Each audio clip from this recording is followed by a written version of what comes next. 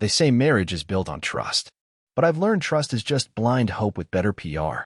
See, I wasn't the kind of guy who went looking for trouble. I worked my hours, paid my taxes, opened doors, remembered anniversaries. I kept it clean, inside and out. My name's Dean, and until 6 months ago, I thought I had a stable marriage, a decent career, and a wife who still hummed our wedding song while folding laundry. Then she stopped humming. At first, I blamed stress. Her work had picked up.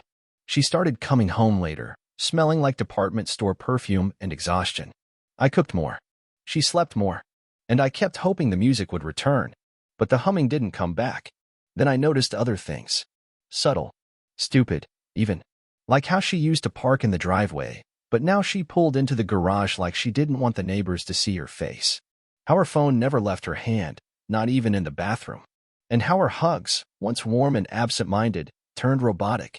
Like a machine had studied how to fake affection and hadn't quite nailed it.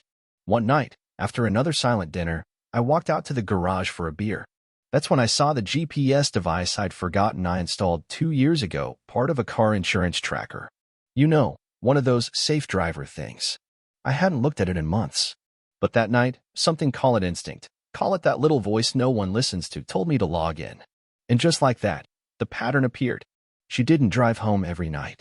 She'd stop for an hour at a house on Sycamore Drive. A couple times a week. Same time. Same place. Never a word. Never a mention. At first, I told myself maybe it was a friend. Maybe she was helping someone. I even Googled the address like a hopeful fool. But hope is a dirty addiction. It belonged to a man named Elijah Graves. Tall. Single. A divorcee. I checked property records, tax listings, even his Yelp reviews, for crying out loud. No wife. No kids. Just him. And her. She always got home right after. Hair windblown. Smiling like nothing was wrong. Asking what I wanted to watch on Netflix like she hadn't just stepped out of another man's world and into mine. I didn't confront her. Not yet. Because there's a difference between suspecting a storm and knowing it's already flooding your basement. I needed proof. I needed more than late arrivals and breadcrumb routes. So I started tracking the tracks. Not just GPS texts. Phone calls. Receipts. I became a one-man surveillance agency. And I did it with a steady hand, not because I didn't feel anything, but because I felt everything. That's where this begins. With silence. With humming gone. With a GPS map of betrayal blinking at me on a dusty laptop in the garage. And this? This was just the prelude. The human brain is funny. It can spot 100 red flags and still find a way to paint them all beige. I'd been repainting for months. Telling myself Sycamore Drive must mean something else. Volunteer work, secret therapy sessions, maybe even some kind of support group for people who don't know how to communicate anymore. But then I saw the receipt. It was tucked inside the glove box when I was grabbing her registration one afternoon for a smog check. A restaurant bill from a place called the Hollow Nest. 2 entrees, 2 drinks, a shared dessert, and a tip written in handwriting that wasn't hers. It said, "For the best laugh I've had in years, Elijah." I stared at that name like it owed me money. Elijah. The man behind the door on Sycamore Drive. The man who, apparently, was making my wife laugh again. At home, she said she was staying late for a Q4 financial wrap-up. I knew better. That night, I waited until she left. Gave it 20 minutes. Then I followed the blinking dot on my GPS app like it was leading me to buried treasure. It led me to Elijah's driveway. No, I didn't go knocking. I wasn't that guy. Not yet. But I did park down the street like a private investigator in a budget sedan, watching from the shadows. No trench coat. No fedora. Just me and a bag of sour gummy worms I didn't touch once. Around 8:17 p.m., I saw her. She stepped out of her car looking 10 years younger. New dress. Lipstick I hadn't seen since our honeymoon phase. The woman I married was a realist, sensible shoes and conservative perfume. The woman walking into Elijah's house looked like she was auditioning for a romance novel cover. I watched her knock. No pause. No hesitation. Like she belonged there. He opened the door, smiling like he'd been waiting his whole life for that moment. Then he hugged her. It wasn't friendly. It was slow, confident, familiar. The kind of hug people don't give unless they've seen each other with the lights off. And right then, still no yelling, no windshield punching rage. I just knew. The thing I didn't want to say out loud. The thing the receipts and the GPS and the lipstick all hinted at. She was cheating on me. No mystery. No conspiracy. Just plain, textbook betrayal. I stayed in that car for 2 hours, watching the lights flicker inside like some cheap rom-com playing out just down the street from my crumbling life. At one point, I saw shadows move across the curtains, his tall frame, her smaller one. And I swear, my wedding ring felt heavier on my finger. At 10:41, she came out again. Hair a mess. Big smile. She texted someone on her phone as she walked, probably me, telling me not to wait up. I didn't drive home right away. I just sat there, engine off, radio off, heart off. And I decided something right then and there. This wasn't going to end in tears. This wasn't going to end in a speech. This was going to end my way. The next morning, I made her coffee like I always did. 2 sugars. No cream. Just how she liked it back when she used to say thank you. She stumbled into the kitchen with that soft fake yawn, the kind of sound someone makes when they want you to think they slept well. I slid the mug toward her without a word and watched her closely. She didn't notice the intensity in my stare. Didn't catch the way I studied every blink, every sip. She scrolled through her phone, smiling a little too much at something she didn't share. That smile, that was for him. She didn't even look up. You okay? I nodded. Yeah. Just tired. Tired of being lied to. Tired of pretending. Tired of watching her fall in love with someone who didn't even know how she took her coffee. After she left for work, I got into her car. I still had the spare fob. She never thought to change that. The GPS was already working, but I wanted something closer. So I dropped a tiny audio recorder beneath the driver's seat. One of those discreet ones I'd ordered online under the name Kyle Jensen. Came with a battery life of 48 hours and just enough paranoia to justify it. That night, when she got home, I kissed her on the cheek. She flinched. Not a lot, just enough for me to register it. Like the idea of being loved by her husband now felt foreign. While she showered, I grabbed the recorder and listened in the garage like a man eavesdropping on the ghost of his own life. And there it was. At 7:13 p.m., her voice. God, Elijah. I hate sneaking around, but I love this. You make me feel like I'm in college again. No pressure. No history. Just, now. Then his voice. Then don't go back. Stay the night. She giggled. Giggled. Like betrayal was just another inside joke between lovers. Then she said something that made my chest tighten like a vice. Dean still thinks I'm just overworked. Poor guy doesn't have a clue. Poor guy. I paused the recording there. Not because I couldn't stomach the rest, because I didn't need to. That was the moment. The exact second my heart stopped trying to salvage what we had and started planning the next phase. She thought I didn't have a clue. But I had more than clues. I had evidence. Cold, time-stamped, voice recorder clarity. And I wasn't about to waste it. I didn't cry. I didn't scream. I just stared out the garage window at the streetlight flickering in front of our house.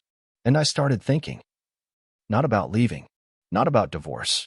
About how to make her regret ever thinking I was some poor, clueless man she could cheat on like a rerun. You'd think betrayal would make a man reckless. Shouting, packing bags, tears on the kitchen floor. But I didn't do any of that. Because I wasn't heartbroken anymore. I was focused. When I was 10, I took apart my dad's wristwatch just to see how it worked. Didn't break it. Just wanted to understand how something so small could keep perfect time. I remember the tiny springs, the ticking gears, the logic of it. That's what my wife's affair became to me, a broken watch. I wasn't angry anymore. I was curious. So I kept quiet. She kept lying. And I started rebuilding my life with the same precision I once used on my father's watch. First, I needed more than audio. Words can be twisted. But video? Footage? That's the kind of thing that doesn't stutter when a lawyer asks questions. I went online and bought a set of nanny cams. Little hidden cameras disguised as air fresheners and USB chargers.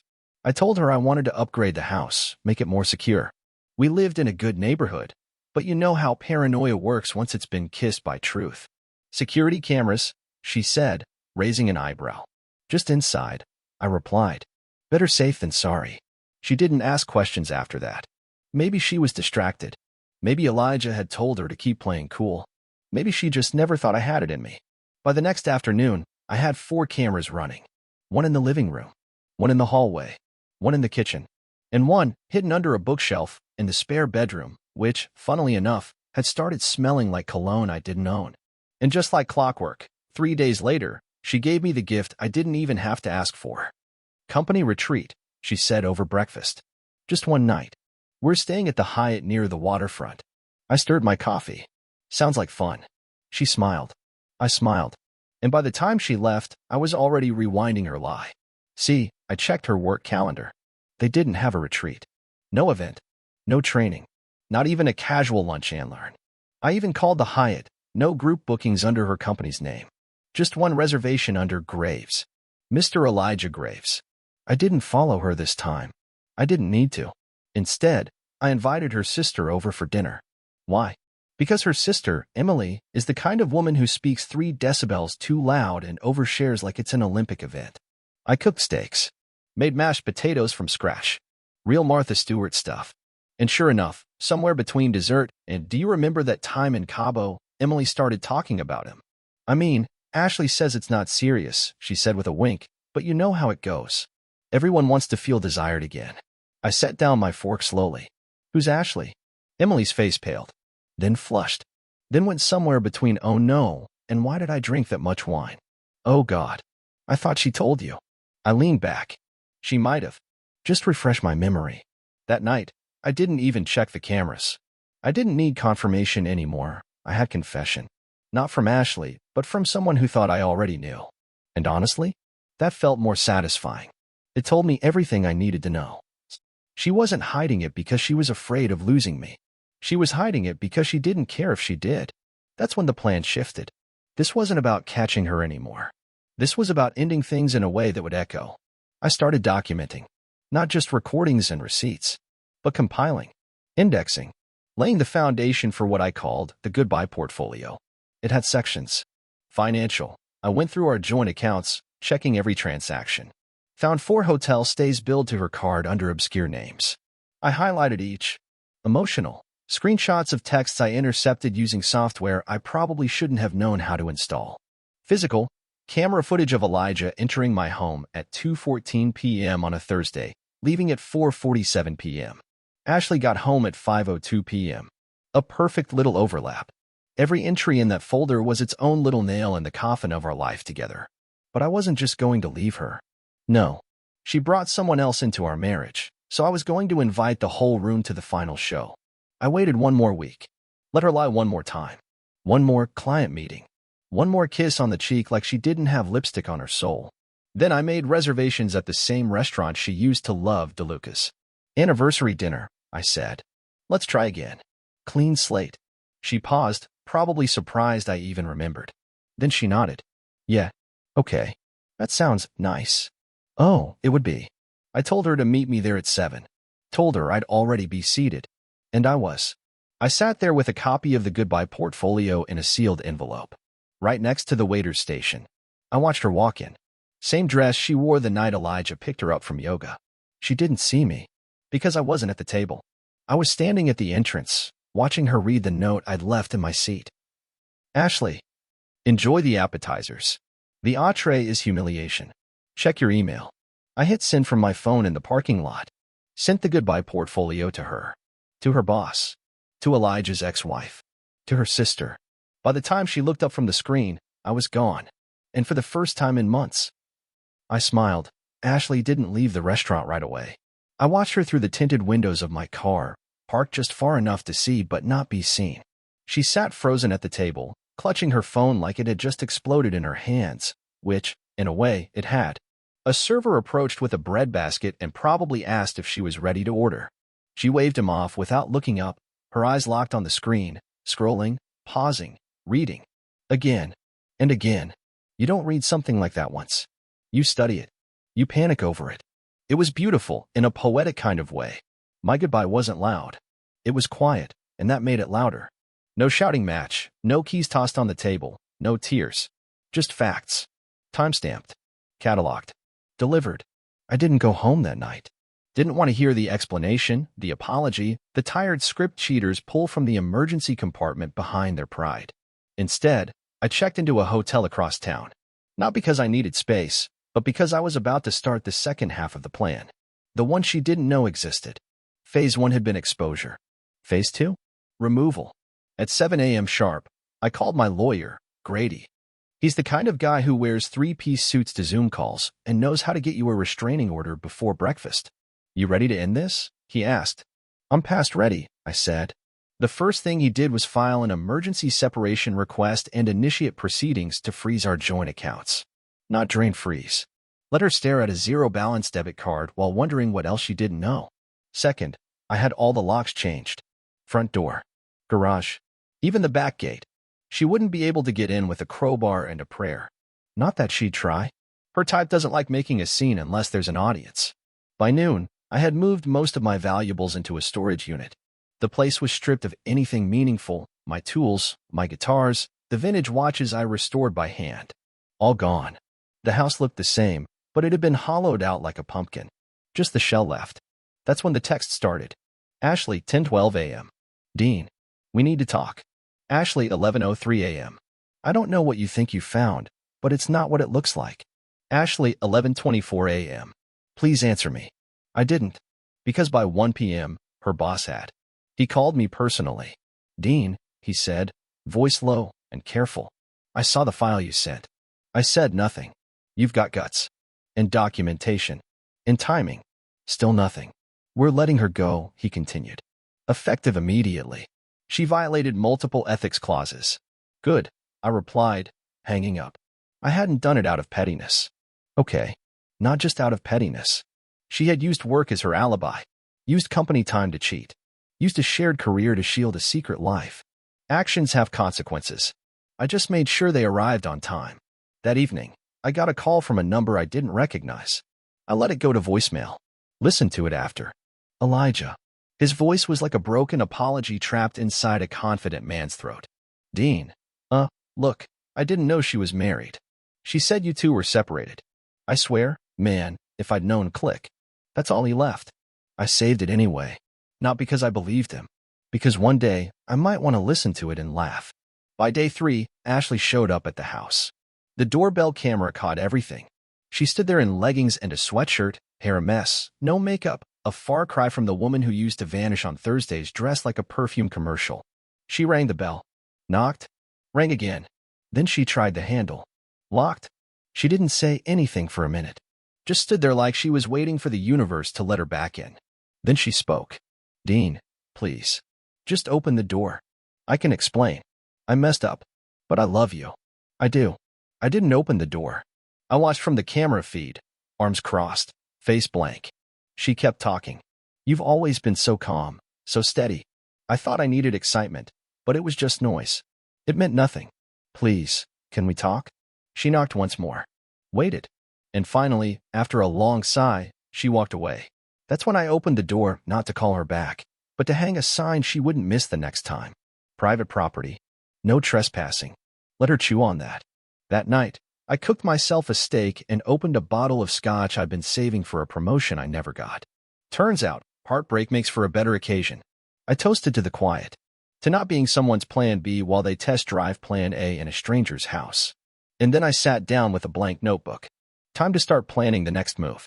Something final. Something poetic. Because this isn't just about walking away. It's about making sure she never forgets the day the man she thought was harmless turned out to be the storm. Some men burn bridges.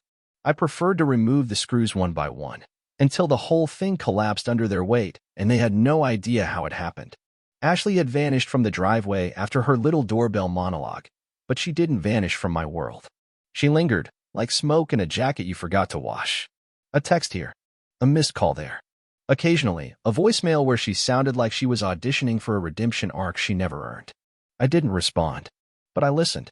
Always listen. You learn things in silence that noise tries to bury, like how she was living with her sister, how Elijah had gone dark, taking space, after everything blew up. Apparently, he wasn't thrilled about being the other man once the spotlight hit. Surprise, surprise. He wanted the thrill, not the consequence. That was good.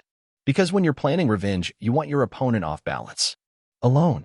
Defensively optimistic. Ashley had always relied on backup plans.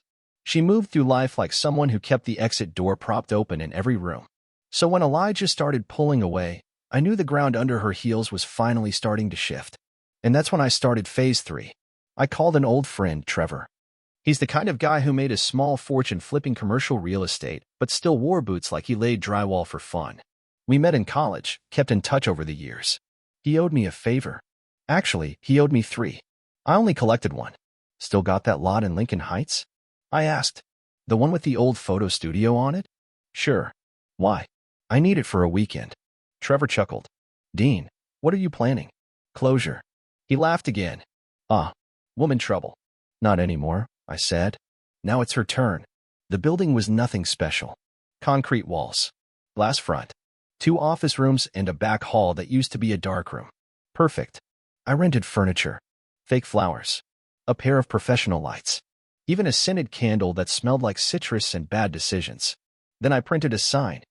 Vitali's Healing and Renewal, free consultations. No judgment, only growth. New age enough to sound real, vague enough to sound safe.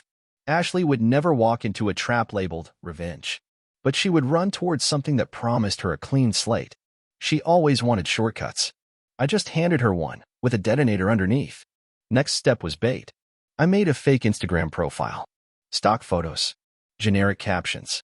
Hashtags like hashtag rebirth, hashtag self-care, hashtag vibrational alignment. Every post sounded like a motivational calendar met a therapy session in a Whole Foods parking lot. Then I messaged her. At Vitali's Healing. Hi Ashley, a friend of yours mentioned you're going through a difficult time. We specialize in helping strong women rebuild after betrayal. No strings, no cost. Just a conversation. It took her 2 days to respond. At Ashley K. Who told you about me? At Vitali's Healing. We don't disclose referrals. Just know they care about you. At Ashley K. Okay. I'll come in Friday. Hook. Line. Ego. Friday came. I wore a black blazer. No tie. I didn't want to look like myself. Not yet. I tucked a fake name tag onto my shirt. In Elias, an anagram of lies and A. Subtle enough to amuse myself. She walked in at exactly 3:02 p.m., looking like someone trying to dress down sadness, messy bun, oversized cardigan, but still that faint trace of foundation. That stubborn flick of eyeliner. Ashley never knew how to leave the stage quietly. She hesitated at the door, I scanning the room. You must be Ashley, I said warmly, motioning to the chair. Come in. This is a safe space. She sat. Didn't recognize me. It had only been 3 weeks, but her world had moved so fast, and I was no longer in it. The beard helped. The lighting helped more. But mostly, she wasn't looking for me. She was looking for relief.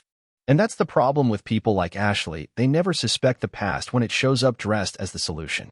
I'm not really into therapy, she said, crossing her arms. That's okay, I said. We don't do therapy. We offer insight, truth, perspective. She looked tired, not just in the eyes, in the bones. The kind of fatigue that comes from realizing you may have bet everything on the wrong horse, and there's no refund window. You've lost something recently, I said gently. She blinked. A lot of things. Tell me. And she did. Spilled like a broken vase. How Elijah ghosted her. How her sister was growing tired of the couch surfing. How her job interviews were getting shorter and colder. How her name came up on search engines now, tied to words like infidelity, termination, unprofessional conduct. It's like everything turned on me at once, she whispered. I nodded slowly. It didn't, I said. It turned because of you. She looked up. What? And that's when I removed the glasses. The beard. The disguise. Just enough for her to really see me. Recognition hit her like a door slammed in her face. Dean. Closure, I said simply. You said once you didn't feel seen. So I thought I'd let you see the man you betrayed. One last time. She stood. This is sick. No, I said, rising too. Sick as cheating and mocking the man who built your life. This is clarity. She tried to speak. Stumbled. And for the first time since this began, I saw fear. Not of me, but of what came next. You can go, I said. No yelling. No revenge. Just the truth. And it's yours now. Carry it however you like. She hesitated, then stormed out. No goodbye. Just the sound of her heels echoing through an empty hallway that smelled like lemon candles and unfinished lives. That night, I poured a glass of bourbon and toasted my reflection in the hotel mirror. Not because it was over. Because I was. And that was enough. Ashley didn't speak to me again after Vitali's. Not directly, anyway. But her lawyer did. I got a carefully worded letter 2 weeks later, full of phrases like amicable separation and financial compromise. It was adorable. They thought I'd come to the table limping. Instead, I arrived with a binder. Inside, GPS logs, voice recordings, bank statements, hotel receipts, And a little cherry on top, a notarized statement from her former boss confirming misconduct. Grady, my lawyer, slid it across the table to her side with the calm confidence of a man setting a mousetrap made of legal precedent. Ashley didn't come that day, just her representation. But I imagine she felt the snap from wherever she was sipping tea and wondering how she lost the narrative. We didn't offer a fight. We offered terms. She could walk with what she brought into the marriage, nothing more. No house, no alimony, no shared assets. And if she pushed, we'd take it to trial and explain to a judge why client meetings involved champagne and room service. Her lawyer asked for time. I gave them 3 days. On the third, they folded. Funny thing about lies. They look strong until you hold them up to the light. After the dust settled, I sent Elijah one final message. No threats. No theatrics. Just a photo. It was a still frame from my doorbell camera, the one with him standing on my porch, fixing his hair, checking his breath, just seconds before stepping inside my house like it was some kind of after-hours spa. I added a caption. They never tell you how many cameras are watching when you're busy pretending no one's looking. He didn't reply, but I checked his social media the next day. Gone. Every post. Every picture of Ashley. His account was wiped like a chalkboard after a failed lecture. Turns out, even confident men don't like being background actors in someone else's downfall. That I sold the house. Didn't need it anymore. Too many echoes. Too many shadows. The air still carried her perfume in some corners, like a scent you can't wash out of fabric no matter how many cycles you run. I found a place by the lake. One story. Big windows. Quiet. And peace. God, the peace. There's something healing about drinking coffee with no one silently judging your choice of creamer or rolling their eyes when you forget to fold the towels her way. I adopted a dog. A mutt named Wallace. Ugly as sin. Loyal as sunrise. He doesn't lie. Doesn't sneak out. Doesn't smile in my face while laughing behind my back. Best roommate I've ever had. Sometimes people ask me if I'm open to love again. I tell them love is like fire. It's not the flame that scares me. It's forgetting how it feels to be burned. They say the best revenge is living well. But I disagree. The best revenge is being forgotten by the person who needed you most after they've burned every bridge back to you. Ashley emailed me once, a few months after the divorce finalized. Subject line, closure? I didn't open it. Didn't delete it either. Just left it sitting there. Unread. Like a voicemail on a number I no longer answer. I wanted her to wonder. Not if I hated her. Not if I still loved her. But if I even remembered her name. Because that is the cruelest revenge of all. Not fury, not fire, but irrelevance. I went on living. I started smiling again. Real smiles, not the ones I used to fake to keep the peace. I rebuilt friendships. Took road trips. Laughed without flinching. And she? Last I heard, she was back in her hometown. Single. Looking for something that doesn't exist. A do-over without the damage. But me? I've already had my second chance. And I gave it to myself.